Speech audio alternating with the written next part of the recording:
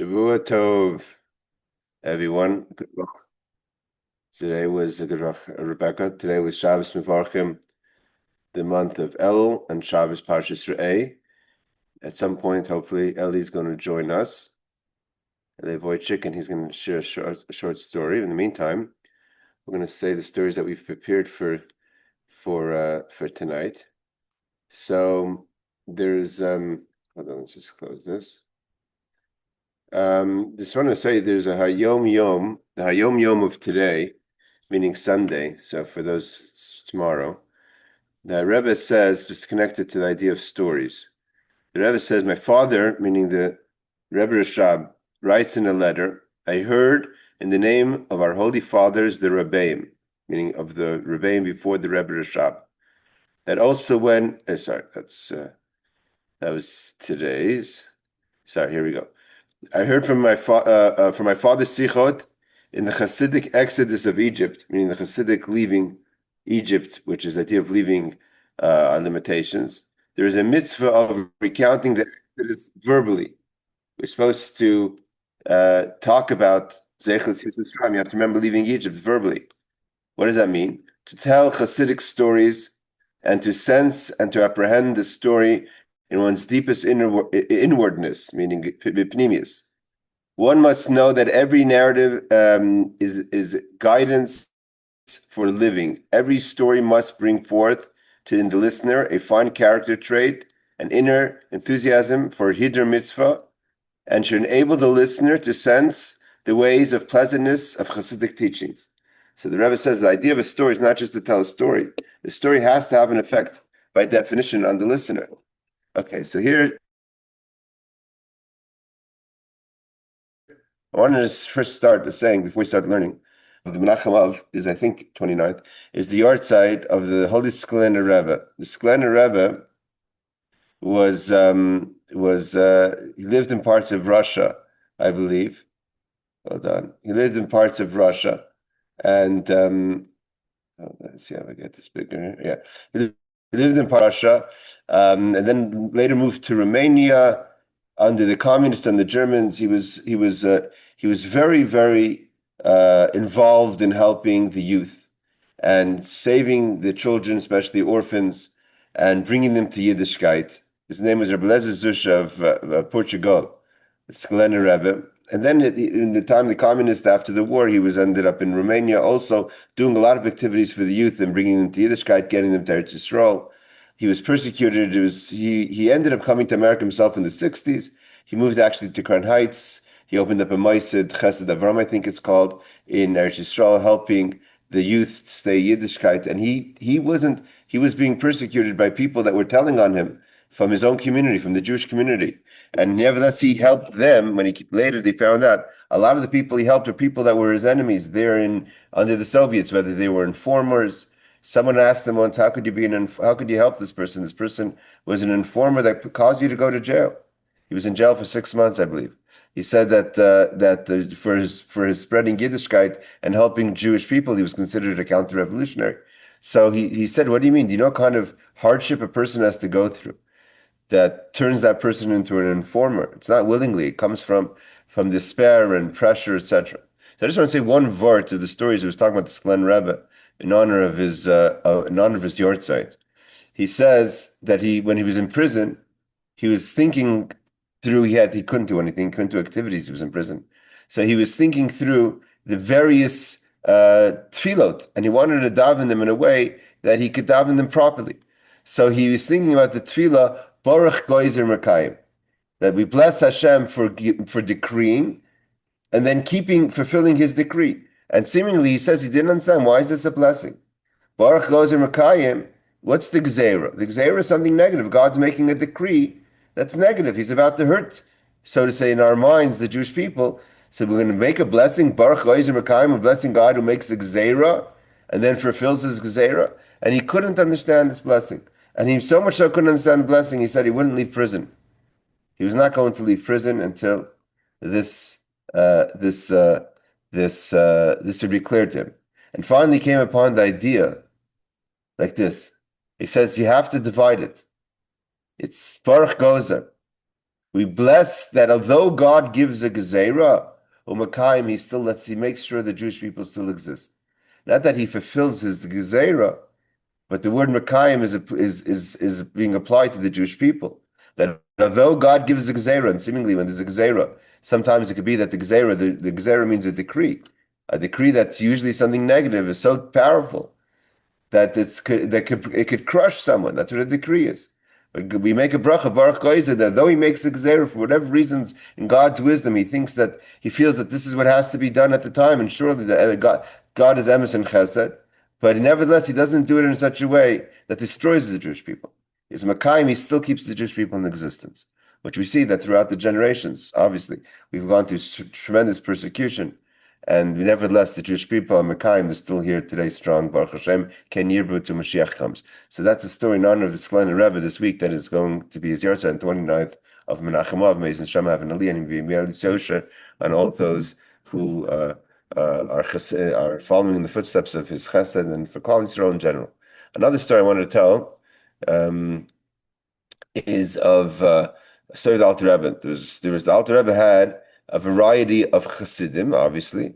So here he had two chasidim. One chasid was called Zalman of Dubrovna, and another chasid was called Reb Pinchas of Shklov.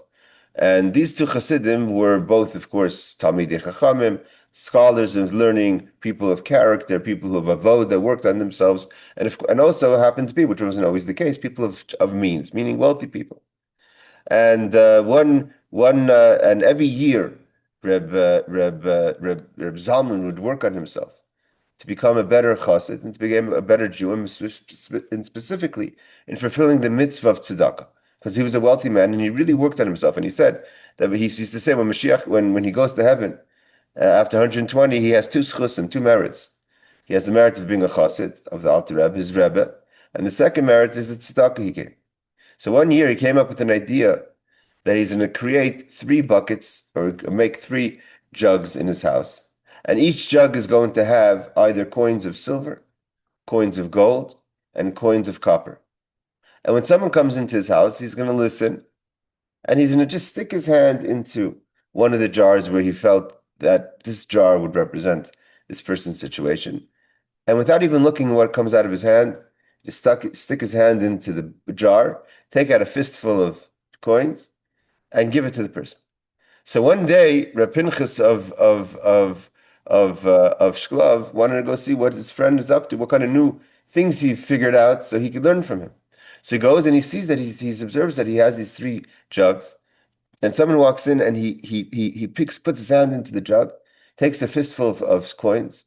If the person he felt was needed something from the copper jug or from the silver jug or from the gold jug, obviously depending on the situation.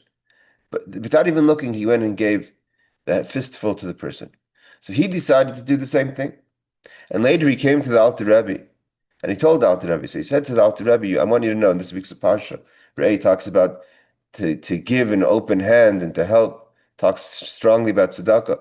So this Reb Pinchas said to the Alter Rebbe, he says, listen, I learned from Reb Zalman of Dubrovna to have the 3 jugs of copper coins, silver coins, and gold coins. And yes, I also stick my hand in and I take out a fistful of coins to give to the person. But I can't resist. I have to see how much I'm giving. He says, I'm not holding on to madrega that I'm not even checking. So that's our second story. For our third and final story is going to be a story of Reb Chaim Tzanzer, because this week we learned the laws of kosher. And in the story of Reb Chaim Tzanzer is a beautiful story that from Chaim Tzanzer is the Tzanzer Chassidim, the Halberstam family, famous Halberstam Tzanz Klosenberg, tremendous tzaddikim. So Reb Chaim Tzanzer till today, Klosenberg Chassidim, especially the holy Klosenberger Rebbe from the times of the war. We have plenty of stories that we're going to be able to tell on the Klosenberger Rebbe. So Reb Chaim Tzanzer was in a health crisis. He needed to go to Baden near Vienna, which Vienna and Germany were more secular countries for Jewish people, as we know. The Haskalah was more prominent in Vienna and in Germany. So he went to Baden near Vienna, and he went with Chassidim. So Shabbos, of course, he had a tish. like a Rebbe would do, even if the Rebbe travels. Coming to the Tish walks in a person who was whose name was he went by name Marcus. He already secularized his name. He had a non-Jewish name. Sits down by the table quietly. He wanted to see. He wasn't a Shabbos observant. He wasn't. He didn't keep the Shabbos. He didn't keep kosher. Nothing. But he wanted to see a Tish. So he sat down by the table. As soon as he walks in, the Rebbe doesn't say anything. He just prepares quickly a plate, and he puts on some kugel and some cholent and some other things that could be put on a single plate, and he sends it down the table to be passed on to this Marcus. And the Marcus is listening a little bit to the Tish. He tastes the kugel, fantastic, and the cholent is fantastic. Whatever else, the delicacies that he sent for the Shabbos food from the Rebbe, the Tzanzer Rav, are fantastic, and he leaves. That's Shabbos afternoon. Shabbos comes Saturday night. He wants to go out with his friends and family to his favorite non-kosher restaurant. He comes to the restaurant, he orders the dish that he usually likes, his favorite dish. And he starts to eat it and he gets tremendous stomach problems. Mom is tremendous. He calls the head waiter and he says, "What did you bring me? The food is off. It's horrible." He says, "No, nothing wrong. Others ate it and there's nothing wrong with it." He couldn't understand, he couldn't handle it. So he's in tremendous stomach pain. So he figured maybe it had something to do with the fact that he went to the Rebbe's Tish. So he goes back to the Rebbe's where the Rebbe was staying. Of course, again, the Rebbe was on medical leave and in Baden. So he goes to the Shamish, the attendant of the Rebbe, and tells him what happened. The Shamish, the attendant, goes into the Rebbe. And the Rebbe says, let me give him a piece of kugel. So he gave him a piece of kugel, and again, his stomach is perfect. So now he's feeling great. So the next night he decides to go back again to the restaurant. He wants to go to that restaurant. He goes back to the restaurant, he orders his dish, and again he starts to get really sick. So he realizes something's off. So he goes back to the Rebbe and he says he wants to speak to the Rebbe himself. He comes into the Rebbe and he says, "What's going on? What's going on?" So he says, "I don't understand." So he says like this, that the Rebbe told him that there's nothing wrong with your health. But once you've tasted Shabbos food, your body can no longer tolerate non-kosher food. Your body is rejecting non-kosher food because your body feels that there's no longer wants to take in non-kosher food. So the body wants kosher food. Now that it tasted the Shabbos food. So, hey, hello, Ellie. We're gonna get to your story in 1 second. So Marcus realized the truth of the Rebbe's words. He saw it. He saw every time he's eating Shabbos food, he feels better, and he can no longer eat non-kosher food. And from that, he changed his name from Marcus to Moshe. He became a full Baal Tshuva. He moved to where the Rebbe of Tzanz Klosenberg Rebbe lived. He became a devoted chassid, being that he was a person of education. He became the Rebbe's private secretary in matters of letters that were for the needed German writing or other educated correspondence. He was the chief secretary of the Rebbe, and he became a true Baal Tshuva and a chassid from eating the Shabbos kugel from the Tzanzer Rav. The Tzanzer Rav said, I want to say that it's not a miracle, because there's other people that eat that eat non-kosher, other people that eat kosher. The difference is the fact that he came to the Tish means he wanted, even if he didn't realize, he wanted to see something. He was ready to make a change. Like it says in this week's El, Anila Dodi V'Dodi Li, a person has to start Anila Dodi, go to your beloved. And he went to the Tish. He knew that he just wanted to go to the Tish. It's like meeting the king in the field. He just didn't know what it was, but he was ready for something. And when he took the first step, then the Shabbos food did the rest and brought him to the realization.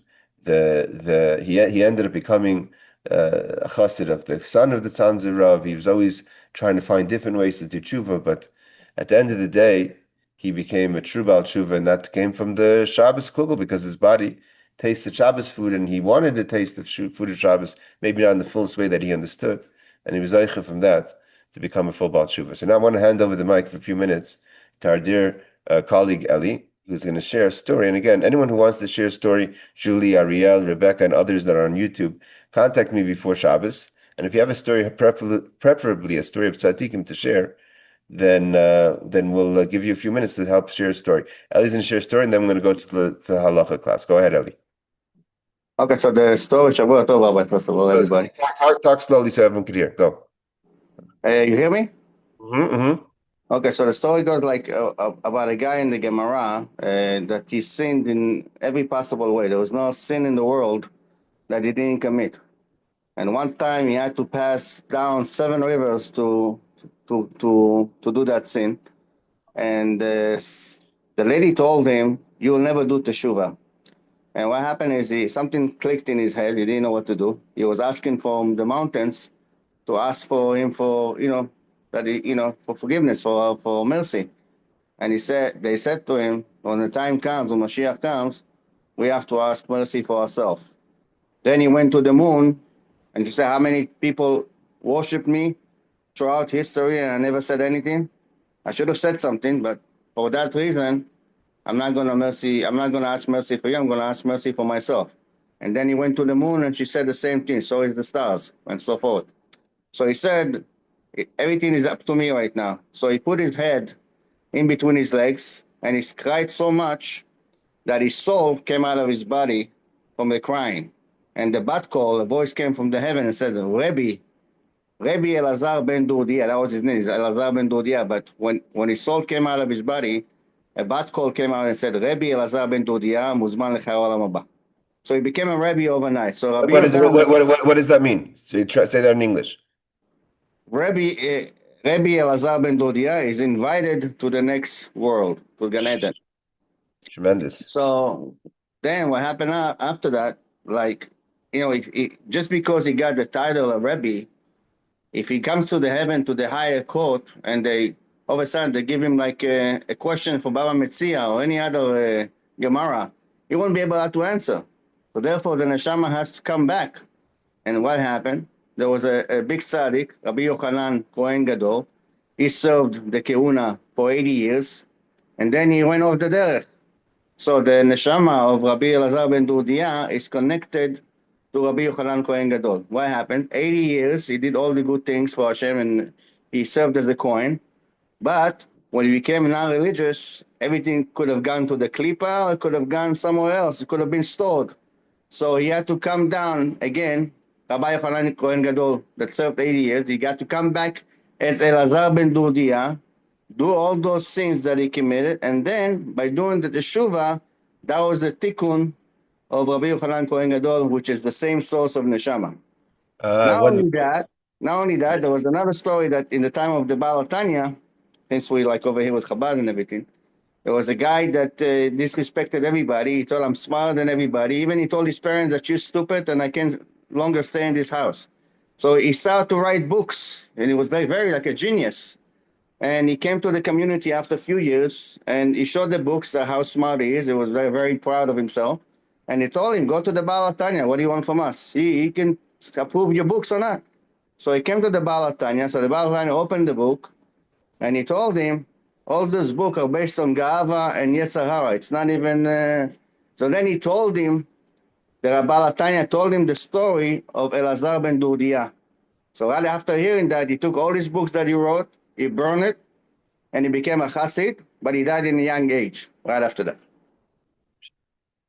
Thank you, Eli, for sharing in perfect timing. Yeah. So basically, the moral of the story is, of course, that Yochanan Kohen Gadol's neshama came back to this world just to do tshuva, because the learning he did already.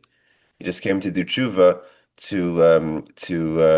because he has to do tshuva for his becoming a tzedakah at the end of his life. Wonderful, Eli. Thank you so much. Right. Just to add up one more thing, that Rabbi Yonadan Nasi, when Elazar ben Dodia, when his soul became like, when the voice came, like I said, that he became a rabbi, Rabbi Yonadan Nasi saw it in his Ruach HaKodesh, and he said, there is one person.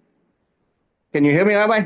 Yeah, I'm listening. Go ahead. Oh, okay. There is one person that can buy his world in 1 hour, like Rabbi Elazar ben Dodia, and one can buy his world in many years, so. Wonderful, wonderful. This is Yesh Mishakone Lama B'Sha'achas. Wonderful. Right. Thank you so much for joining. I'm sorry, I gotta go. I'm over here at work, so I figure I'm just gonna call and say it, and I got to go back. Wonderful, wonderful. Hatzlacha Rabba. Good luck. Okay, amen. Thank you. Thank you. Have a Shavua Tov. Thank you so much for sharing. Thank you. Bye-bye. Okay, so we have 10 minutes, everyone. We're going to learn the laws. We're continuing the laws of Krias HaTorah. So we're holding law number 14. This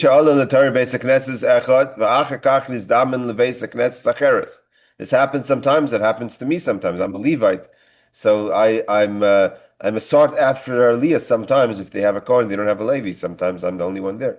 So if you got an aliyah in one shul and you happen to be in another shul, it could happen sometimes. Or you sit in the same shul and the minyan keeps on changing. Is Nizamle Besek Nesacheris comes to another shul. Ukroi Gamkein. And they call him up. I feel the pasha shekvar Allah. And that so if you're Yisrael, it could be that you get called up for one aliyah, and the next time you get called up for another aliyah, a different aliyah. For the Levite, it's either the aliyah or mafter. It's Shabbos. If in the week, it's just one aliyah. But even if you get called up from the same aliyah, it's okay. You can take the aliyah twice. And you still make the blessing, because the question is, you made the blessing already. So you make the blessing every time you get an aliyah. So if you get an aliyah more than once, again, this happened to me more than one time. So if I stick around the minyan sometimes, then I'm sometimes the only Levite there. So if I'm davening or I'm learning after davening, or I come early, what have you, so then I will end up getting the aliyah twice. So it's okay to make the bracha twice. So says the Magen Avram in Siman Reish Pei Beis. Footnote says, Parsha, the portion of the reading, even if you get called up for the same reading that they read the first time, you could say to get the aliyah the second time. Okay. B'tainis, when is a fast day? Tzibur kisher koirin v'yechal, and they read the special reading in honor of the fast day, which is a reading that's connected to fasting, and what's the reason of the fasting, meaning is if it's Tisha B'Av, it's the reason of it's Kisar L'Bana, but usually it's v'yechal, kisher koirin v'yechal, which is talking about the 13 attributes of mercy of Moshe Rabbeinu, asking for forgiveness for sin of the golden calf, which is of course connected to the idea of why we fast, usually connected to either the sin of the destruction of the temple, what have you. Is ein koirin la'alis l'Torah l'mish misana. Someone should not be called up to the Torah if they're not fasting. Only someone who's fasting should get the aliyah. And there are many people that are exempt from fasting. Those people should not get an aliyah. So says the Kitzur Shulchan Aruch. V'im ein kan koin acher elazeh she'eini misana. What happens? Like in my case, let's say for whatever reason I wouldn't be fasting, and I'm a Levite, or in this case he says a kohen. So the Levi actually wouldn't be such a big deal, because you could find that early. You could say, I'm not fasting, so don't count me. But the kohen, you're the only kohen there. And the kohen who's there is not fasting for whatever reason. Or if he's fasting, let's say in the morning, but his doctor says he has to eat by 12. So maybe at 8 o'clock in the morning, he's fasting. Or 7 o'clock in the morning, he's fasting. But he's not. He knows he won't complete the fast. He's not allowed. His doctor won't let him. So Kohen Yisrael Levim Kohen. Don't call up the Kohen. Call up an Israelite or a Levite instead.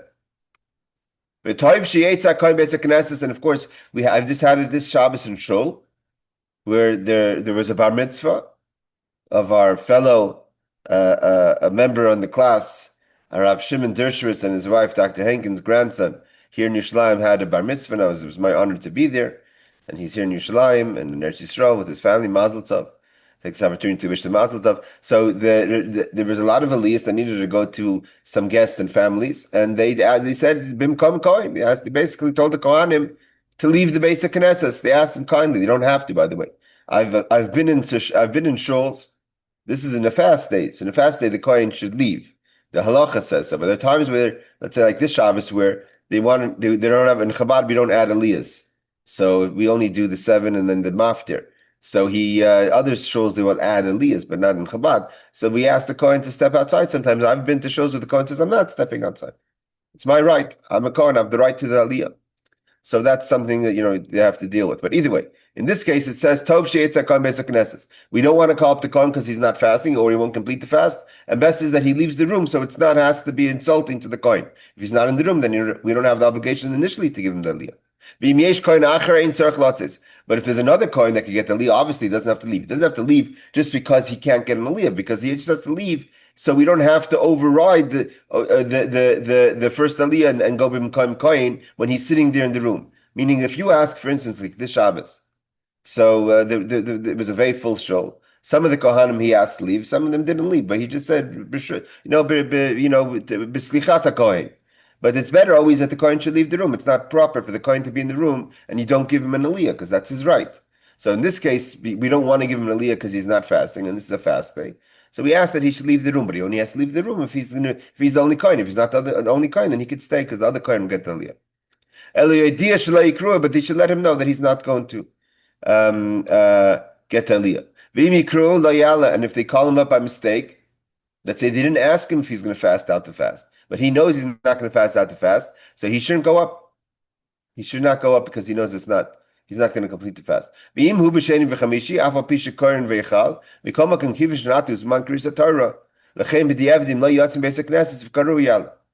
So he says, what about if the fast falls out like it can on a Thursday or a Monday or Thursday, where we would read anyways, although we're not going to read the reading that we would typically read on a Monday and Thursday of that week. Let's say in theory, I don't know, Parshas Tesava before Tainus Esther. And Tainus Esther, which many times falls out on a Thursday. If it wasn't Tainus Esther, we would read Tetzava. But because it's Tainus Esther, we're reading Vayichal. So in that case, it's a day of Kriya anyways, and the kohen didn't go out, and by mistake they called him. Means if the kohen knows he's not going to fast, he should take the active responsibility and just walk out of the room. So they know they're not going to call him up. Or notify the gabbai and then walk out of the room. If he's called up, he shouldn't go up. But if it's a day of Kriya and he didn't go out to the room, then b'di eved, if it's already happened, then he should go up because anyways it's a day of Kriya, so it's not really. Basically, the point of this law is that the Kriya is connected to the day of fasting. If you're not part of the story, which is the fasting, no matter if it's your fault or not, no one's blaming you. If the doctor says you can't fast, you can't fast. But this is a reading for a fast, and you're not fasting, so you shouldn't get aliyah. Okay. As a representative of the community. Okay, if the kohenim who is not fasting, okay, he's required to leave. That's obvious. I just wanted to point it out. Some poskim disagree and maintain that once called, he should be oila. Means the Kitzur Shulchan Aruch says that if it's not Thursday or Monday, so even if he gets called up and if he gets to tell the gabbai that he's not fasting, or he himself forgets, that doesn't mean malicious. The person just forgets. So then the Kitzur says you don't go up. But other poskim disagree and says once he's called, he should be oila. The Mishnah Brura rules the one who would be embarrassed to make it known that he is not fasting may act according to the ruling of the Taz. Meaning the Taz is the one who says that a person who's once he's called up could go up. If a person, for whatever reason, it would be an embarrassment for him to let the whole community know he's fasting. He's not fasting. But if some people are sensitive. So then if they call him up, he could rely on the Taz. That he could go up because he has who to rely. Has who to rely on. He says if the fast turns out on Monday and Thursday, even though it's a day of Kriya, even though we don't read the day of Kriya, we read the special reading for the fast. In other words, a reading especially for the fast. Then b'diavad you could go up. In other words, the Torah will be read even if it were not a fast. So therefore, it's not that the fast it causes the reading, and therefore it's inappropriate for you to take an aliyah if you're not part of the fast. Anyways, there's a reading. The question is what we're reading, and therefore, if he didn't leave the room and they called him up, he could take the aliyah. Okay. He says, explanation, when the fast day falls on Monday or Thursday, the reading fulfills two obligations. One is the reading Monday and Thursday. Why do we read Monday and Thursday? Because they didn't want to go 3 days without reading Torah. So it was instituted to have every 3 days. Therefore, we have Shabbos. Of course, you have Mincha, which is also extra takana. And then we have Monday and Thursday. So we shouldn't go a whole week without reading Torah. So reading Vayichal fulfills that obligation. What do we usually read? We'll usually read the parsha of the week. But there's another reason we're reading today. It's also to fulfill the obligation of reading Mondays and Thursdays. So that's number one. Number two, the reading of the fast day. We would read it anyways, even if it wasn't Monday and Thursday, for the fast. Thus, this kohen who is not fasting, who therefore should not be a participant in the fast day reading, in theory, may nevertheless participate in the other aspect, the Monday and Thursday part, because that's also an obligation, even though we're fulfilling it by reading something about fasting. And therefore, if he doesn't leave the room, he could get the aliyah. I'm just going to stop here. I just want to say that these are, again, we find this situation many times. Many times we have a situation where people need aliyahs, especially in Chabad. We're very careful to get an aliyah before a birthday or before a siblings or a spouse's or children's birthday. So there's a lot of times where there's not really an aliyah for the Kohen or the Levite, and they ask the Kohen to leave the room. Most of the time, it's appropriate for the Kohen to listen. That would be the proper behavior, unless the Kohen himself needs an aliyah, and then he says it's my right. But I've been in the shul where sometimes the person says, "Sorry, I'm not leaving," and then there's no choice. You have to give the aliyah to the Kohen. Now, if that's the proper behavior of a Kohen, that's another question. Before we finish the class, so to say that the idea that the Kitzur Shulchan Aruch says that the Mishnah Berurah says that he has a taz to rely on. So I just want to say a quick story. If it's tonight's a night of stories, I heard the story from Rabbi Zarchi, Shlomo Zarchi, my father's friend, and the Mashpia of 770. That once the Rebbe came back very late from 770. My father also tells the story. He came back very late from 770 from the oil. It was a very late. It wasn't sure if they could daven mincha. And my great grandfather, Shmuel Levitin, was the Rebbe's Rav. So he knew that the Rebbe would ask, is it too late to daven mincha or not? So he didn't want to, he wasn't sure what to paskin, what to rule, because he wanted to do what the Rebbe wanted, because the Rebbe sometimes that's what a Rebbe is. You have the Amshon of a Rebbe davens late into the night, but the Rebbe would ask a Rav. He wanted to see where the Rebbe was leaning. So when he saw the Rebbe was leaning that he wanted to daven, so he said to the Rebbe, there's a Taz, and there's a Taz to rely on. If you have a Taz, the Taz is a reliable source. He says there's a Taz. You can rely on the Taz that you could daven. Yes, Rebecca, you're on mute. Yeah, so this isn't exactly related to what you talked about tonight, but it's about laning.